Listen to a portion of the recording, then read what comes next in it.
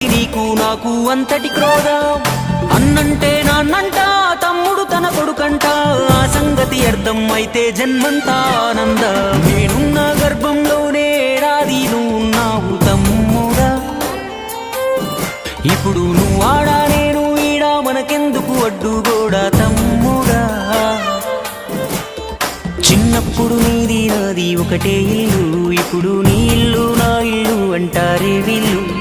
నే తొడిగిన అంగీలాగే నీకొచ్చేది ఇప్పుడు నీ దారి నా దారెందుకు వేరయ్యింది